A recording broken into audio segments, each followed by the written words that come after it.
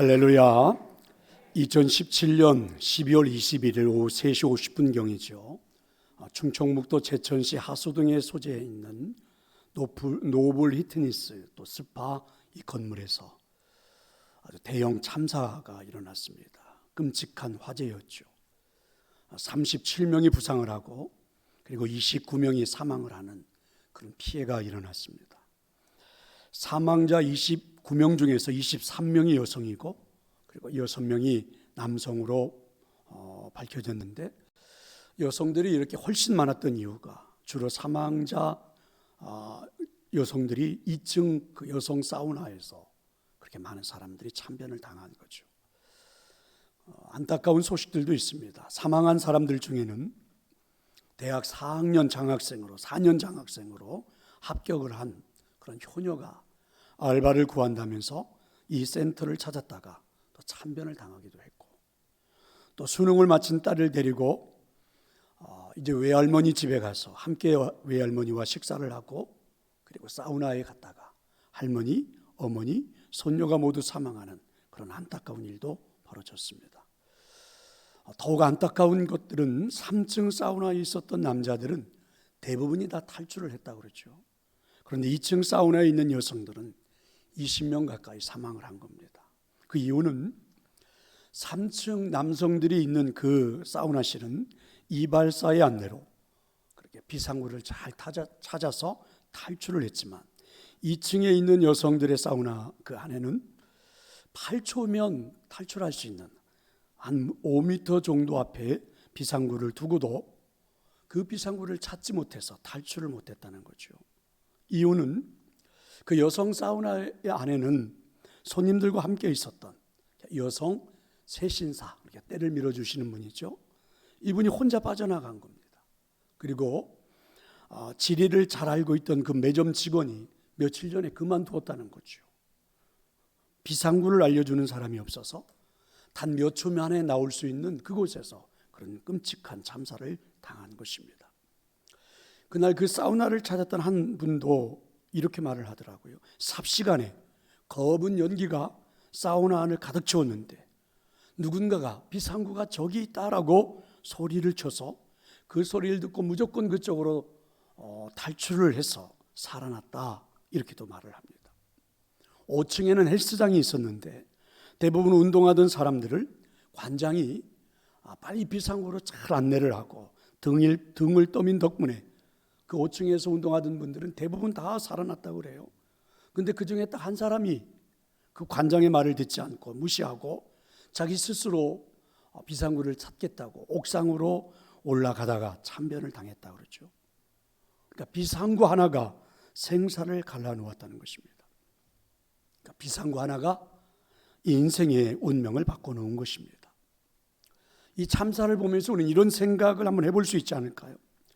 누군가가 하루 전에 만약에 이와 같은 일이 일어날 것이라고 예언을 해 주었다면 어땠을까? 그래도 그 사우나에 갔을까? 화재가 발생했을 때 비상구를 자세히 알려주고 비상구로 탈출하라고 했다면 어땠을까? 또 이런 상상도 가능하죠. 하루 전에 참사가 일어날 것이라는 소식을 들었지만 그래도 그 말을 무시하고 그 사우나에 갔다가 불이 났을 때 비상구를 알았다면 탈출할 수 있지 않았을까? 이런 상상들이죠.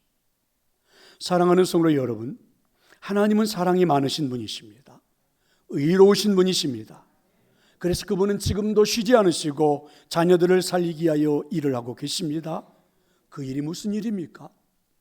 화재가 일어날 것을 말씀하고 계십니다. 선지자들을 통해서 이미 우리 손에 들려있는 이 성경을 통해서 알려주고 계십니다. 그리고 여러분 앞에 서 있는 이 목사인 저를 통해서도 오늘도 하나님은 그렇게 일하고 계십니다. 또한 하나님은 이미 화재가 시작되어 죽어가는 상황 속에 있는 우리들에게 비상구를 만들어 주시기도 하시죠. 영원한 형벌에서 빠져나올 수 있는 곳, 탈출할 수 있는 곳, 비상구를 마련해 주십니다.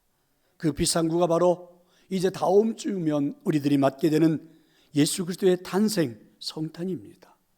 언젠가 우리에게 다가올 육신적인 죽음 앞에서 살아나는 비상구를 알려주고 있는 것이죠.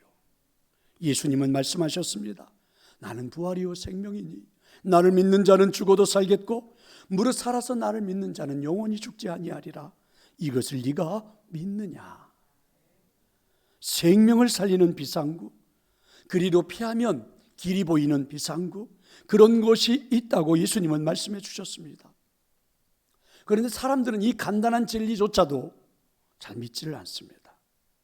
하나님은 오래전부터 수없이 많은 예언을 해놓으셨습니다. 사실 어리석은 사람들은 무당이 서너 가지만 맞추어도 그 무당이 신통방통하다고 하면서도 200번 넘게 예언된 비상구 예수님은 잘 믿지를 않아요. 특히 예수님이 오시기 전 700년 전에 이사야 선지자를 통해서 하나님은 분명하게 말씀해 주셨지요. 이사야 7장 14절입니다. 보라, 처녀가 잉태하여 아들을 낳을 것이요 그의 이름을 임마누엘이라 하리라. 우리와 함께 하시겠다고 약속해 주셨고 그대로 성취되었죠. 이사야서 9장 6절입니다. 이는 한 아기가 우리에게서 낳고 한 아들을 우리에게 주신 바 되었는데 그분의 어깨에는 정사를 메었고 그분의 이름은 기묘자요 모사요 전능하신 하나님이요 영존하시는 아버지라. 평강의 왕이라. 바로 예수님이 이 땅에 우리 인생의 비상구로 오실 것을 이렇게 말씀해 주신 것입니다.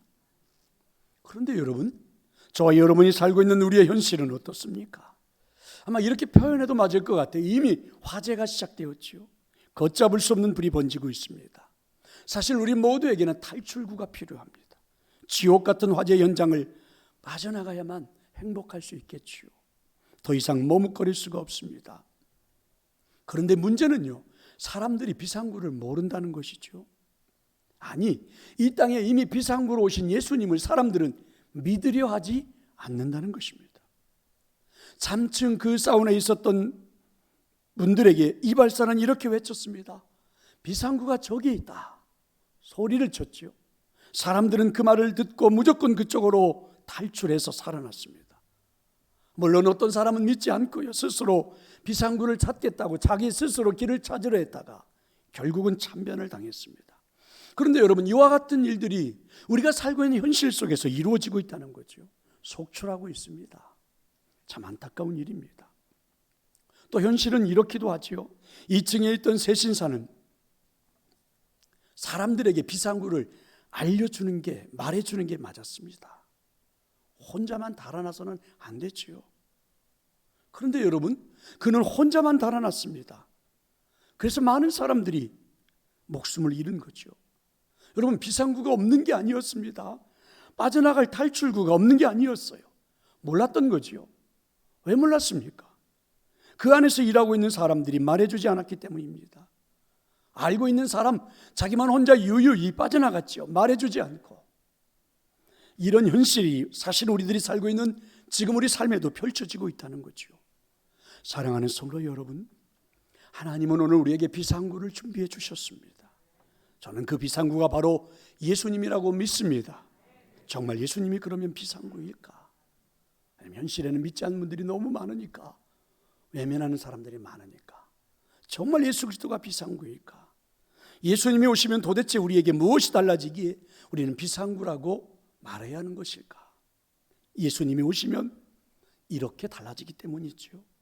예수님이 오시면 누구나가 아름다운 소식을 듣게 되기 때문입니다.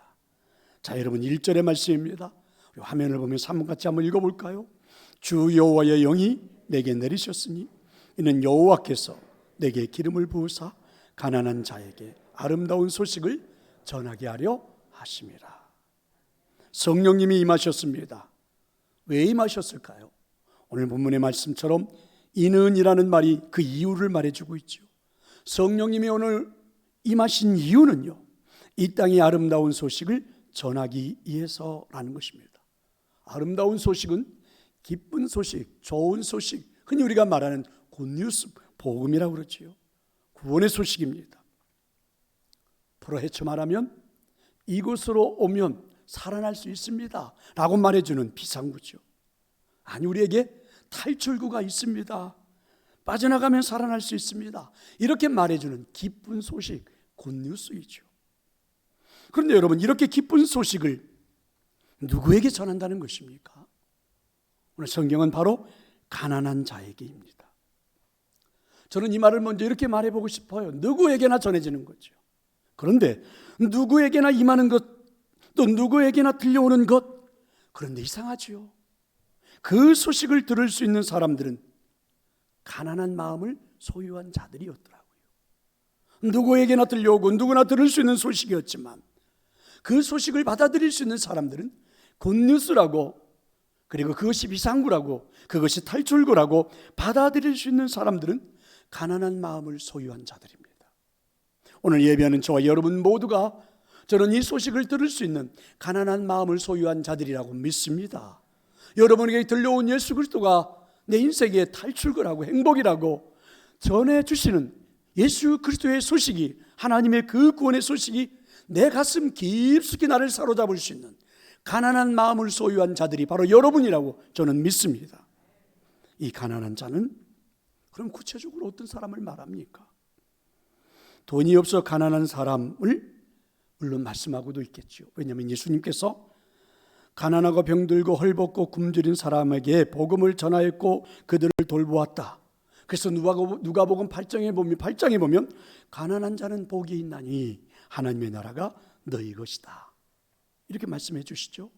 부자가 천국에 들어가는 것은 낙타가 바늘기로 들어가는 것처럼 어렵다고 말씀하신 것처럼 때때로 배부르고 풍족한 자들에게는 마구간 어린아이로 오신 예수님은 초라하고 사실은 탈출구라고 믿기 어려웠기 때문이겠지요. 하지만 오늘 이 본문에서 하나님 오늘 우리에게 말씀해 주시는 이 가난한 마음이라는 것은 어쩌면 마태복음 8장에서 말씀하시는 내용일 겁니다.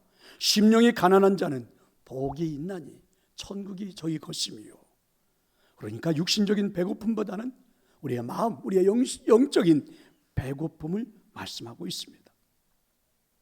어떤 분들이 영적인 배고픔을 느낍니까? 죄로 말미암아, 죽음의 공포 속에서 이 영적인 기갈로 말미암아 하나님 없이는 살 수 없을 것 같아요. 이런 영적인 배고픔을 느끼는 사람들을 마음에 가난한 사람들, 성경은 이렇게 표현을 했죠. 사실 우리 사람들에게는요, 그런 가난한 마음들이 다 누구에게나 소유되어 있죠. 아무리 돈으로 채우려 해도 채워지지 않는 부분이 우리 사람들에게는 있습니다. 아무리 쾌락으로 채우려 해도 채워지지 않는 부분이 우리에게는 있지요. 아무리 인기로 명예로 채우려 해도 채워지지 않는 부분들이 우리에게는 있습니다. 흔히 우리끼리 하는 말, 텅 빈 마음, 공허한 마음, 후회가 되는 마음, 이런 마음들이라고 하죠. 철학자 바스칼은 이렇게 말합니다. 하나님만이 채울 수 있는 공간이 우리 인간에게는 있다. 저는 이 말에 100% 동감합니다. 우리 사람들이 그렇게 좋아하는, 사랑한다, 좋아한다, 아무리 이렇게 말을 해도 채울 수 없는 빈 공간이 있죠. 하나님만이 채울 수 있는, 그렇죠? 하나님만이 채워줄 수 있는 하나님의 자리가 우리 인간의 마음속에는 존재한다는 거죠. 근데 여러분, 그 자리는, 하나님만이 채울 수 있는 그 자리는 대체 불가능입니다. 어떤 것들로도 여러분 대체할 수가 없죠.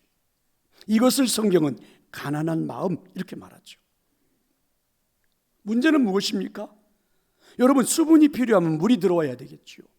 지진으로 갇혀 있는 사람들에게 물이 필요하다면 여러분 억만금의 돈을 준들 무슨 소용이 있겠습니까?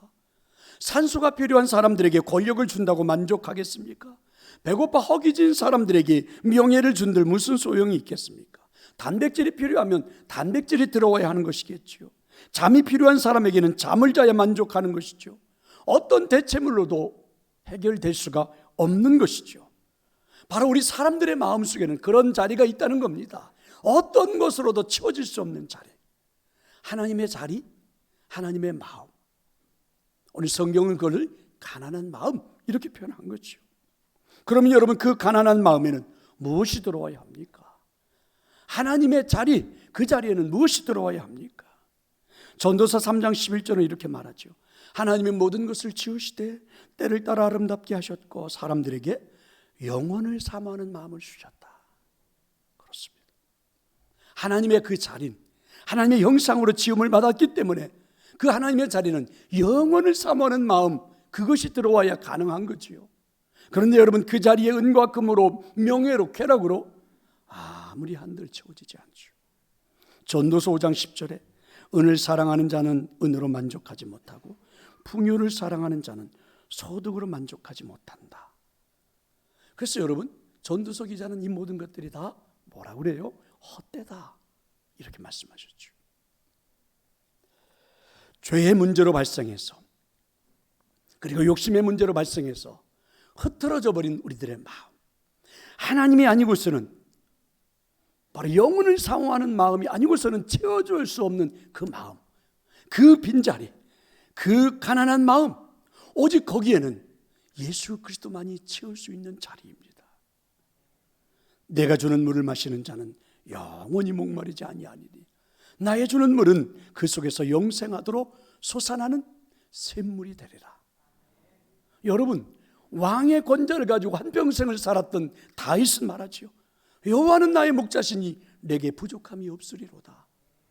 왕의 권력으로도 채울 수 없는 그 자리, 여호와가 아니면 채울 수 없는 그 자리, 사모하는 영혼에게 만족을 주시며 줄인 영혼에게 좋은 것으로 우리 하나님은 채워주십니다.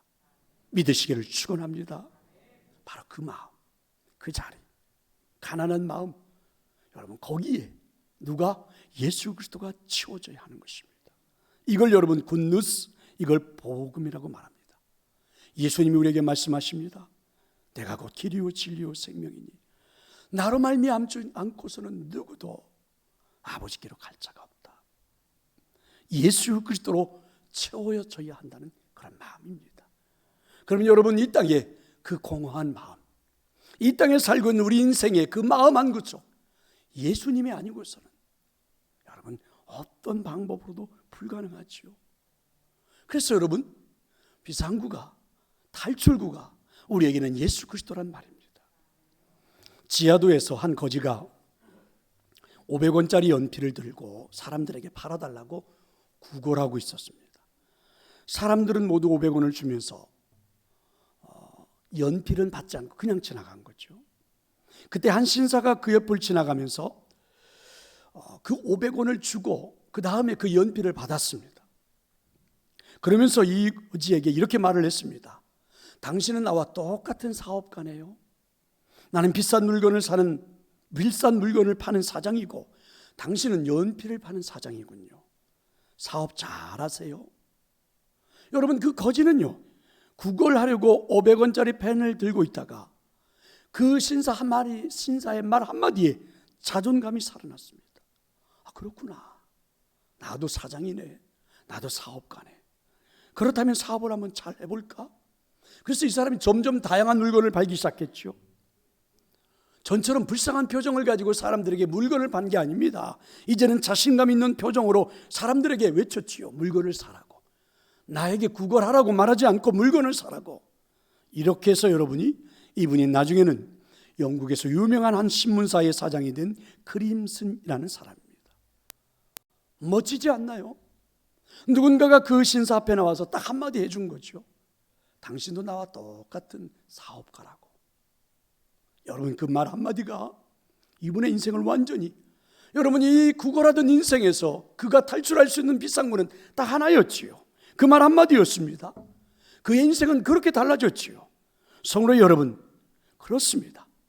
하나님은 그렇게 텅 빈 우리들의 마음속에 어떤 것으로도 채울 수 없는 그 마음속에 예수 그리스도를 채워준 거죠. 우리 인생의 비상구, 탈출구를 만들어 주신 거죠. 행복을 누릴 수 있도록 말입니다. 믿으시기를 축원합니다. 탕자의 비유를 하십니까? 여러분 아세요? 적당히 배고프면 돼지를 찾습니다. 그러나 여러분, 진정 배가 고프면 아버지를 찾습니다. 다음 주일이면 성탄절입니다. 우리의 텅 빈 마음을 채우러 오신 예수 그리스도, 그분은 진정 우리의 구주이십니다. 나의 주인이십니다.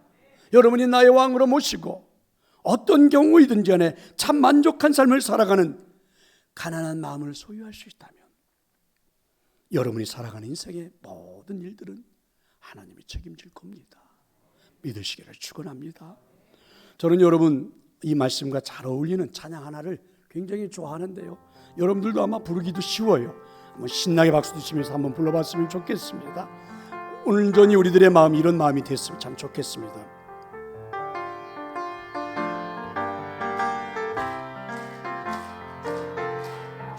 사람을 보며 세상을 볼 때 만족함이 없었네.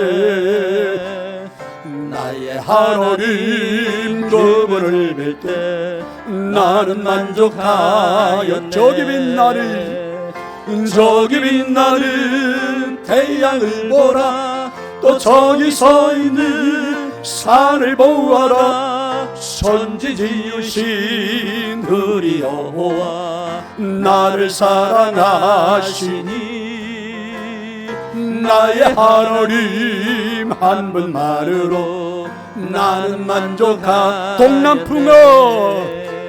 동남풍아 불어라. 서북풍아 불어라. 가시밭대 백합화 예수 향기 날리니 할렐루야 아멘. 가시밭대 백합화 예수 향기 날리니 할렐루야 아멘. 할렐루야. 여러분의 고백이 되기를 원합니다. 예수님 한 분만으로, 하나님 한 분만으로 내 마음은 가득 채워졌노라고 고백하는 삶이 될 수 있기를 축원합니다. 예수님이 오시면 이렇게 달라집니다. 예수님이 오시면 상처가 또한 치유되기 시작하죠. 1절에 보면 나를 보내사 마음이 상한 자를 고치며 라는 말씀이 있죠. 여기서 여러분 상하다라는 단어는 이런 단어입니다. 깨뜨리다, 산산조각을 내다, 자, 이런 말입니다. 그러니까 우리가 살아가는 인생의 삶에서 상처를 받은 사람들을 표현할 때 그렇게 사용되는 단어죠. 문제는 이렇게 우리 마음이 깨뜨려지고 그리고 우리 마음이 산산조각이 나버리는 상처가 우리 마음에 있다면 비상구가 보이지 않는다는 거죠. 이 상처를 가지고 있으면 비상구가 앞에 있다고 해도 믿지 않는다는 거죠. 아무리 비상구가 앞에 있다고 외쳐도, 여러분 그 5층의 헬스클럽에 있었던 대부분의 사람들은 관장들이 다 내보내고 등 떠밀어서 그 비상구로 탈출해서 다 살아났는데 왜 유독 혼자만 그 말을 믿지 않고 옥상으로 달려가는 겁니까? 참 어리석은 사람 아닙니까? 참 바보 같은 사람 아닙니까? 스스로 비상구를 찾아 옥상으로 달려가는 그 깨진 마음, 아무리 외쳐도 믿지 않는 그 마음, 그 절박한 순간에도 외쳐도 믿지 않는 그 마음, 뭐라고 말하면 좋아요? 깨져버린 마음이죠. 산산조각이 난 마음이죠. 믿어지지가 않는 거죠. 아니, 움직여도 따라가지 않으죠. 조각난 마음 때문입니다. 상처난 마음 때문입니다. 성도 여러분, 우리는 경험자들이죠. 이 상처난 내 마음을 혼자 꽁꽁 붙들고 살면 뭐가 되는지 알지요? 암덩어리가 됩니다. 그리고 우리 육신을 공격해요. 사실 우리는 살면서 서로 상처를 주고받고 살지요. 상처 없이 살 수 있는 건 불가능합니다. 내 잘못 때문에 마음에 상처가 생기기도 하고 다른 사람들이 잘못하기 때문에 내 마음에 상처가 생기기도 해요. 그래서 우리는 이렇게 말하죠. 남편 때문에, 아내 때문에, 부모 때문에, 자식 때문에 깊은 상처를 받았다라고 말합니다. 목사 때문에, 직장의 상사 때문에, 직장의 동료 때문에, 물질 때문에, 사업의 실패로 상처를 받았다라고 이렇게 말을 하죠. 여러분, 이 상처를 받으면 언제나 느끼는 게 자기 자신을 희생자로 여겨요.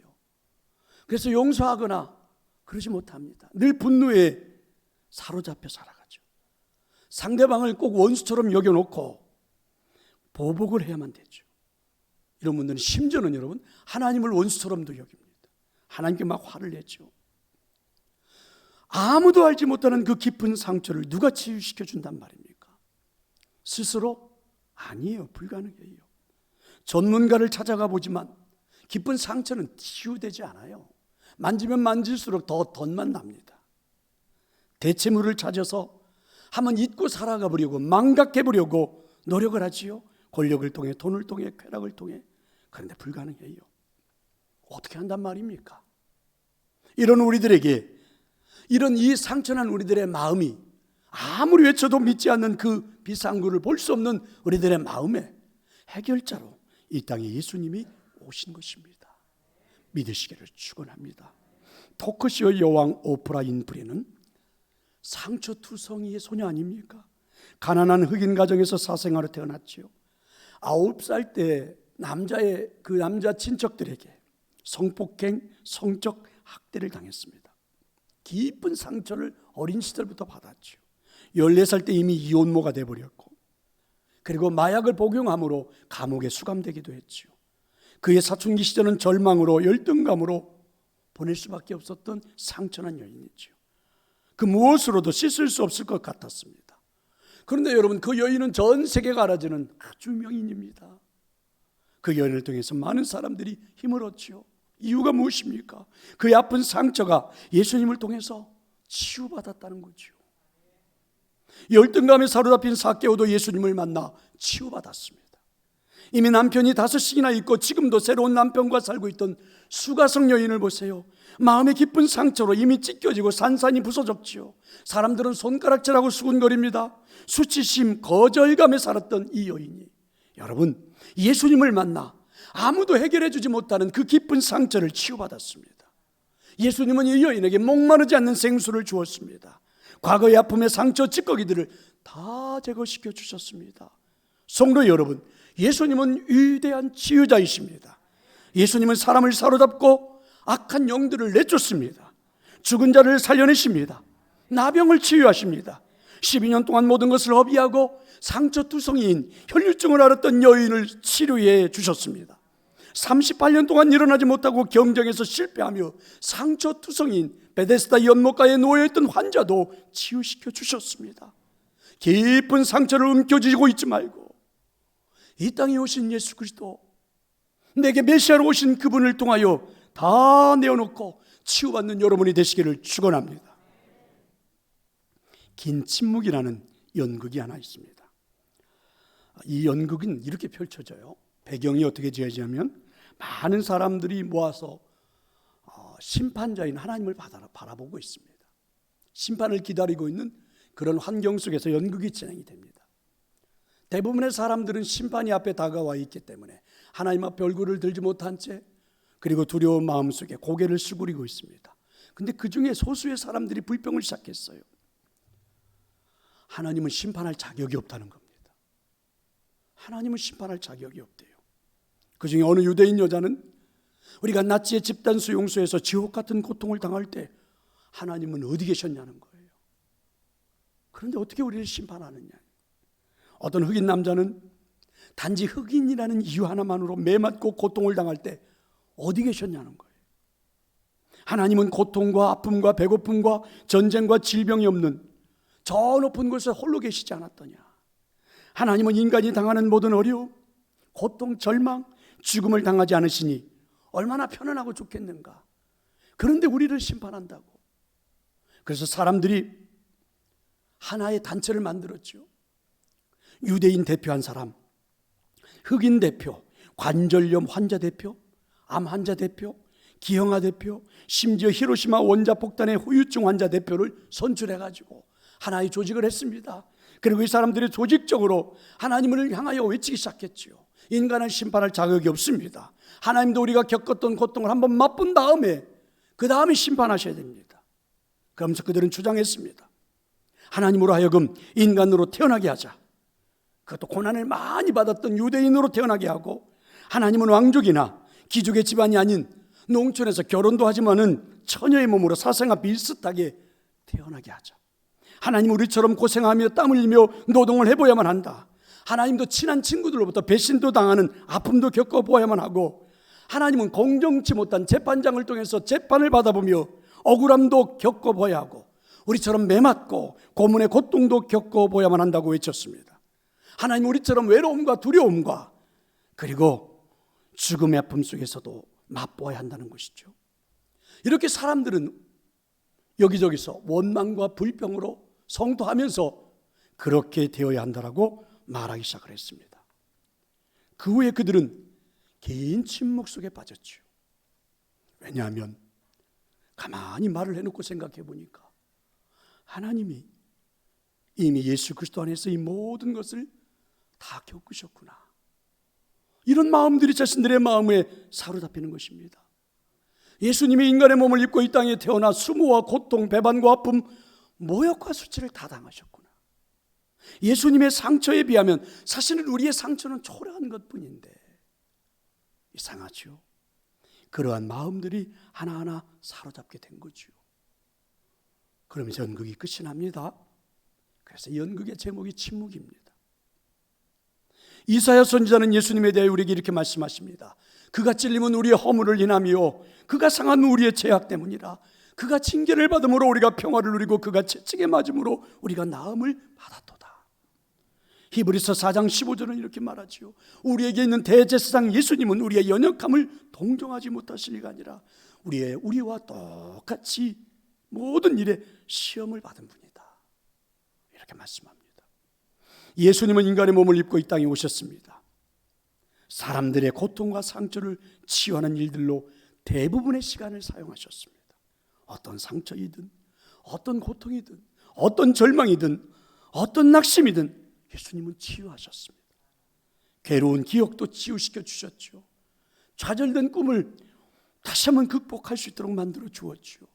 원망과 자기부정과 우울증과 두려움과 슬픔과 미움과 열등감과 무가치함, 대인관계를 통하여 받은 상처, 이를 이루지 못한 상처, 감정적인 자극을 통하여 받은 상처, 죄로 말미암아 씻을 수 없는 상처, 이 영혼의 이 모든 상처를 예수님은 치유하여 주셨습니다.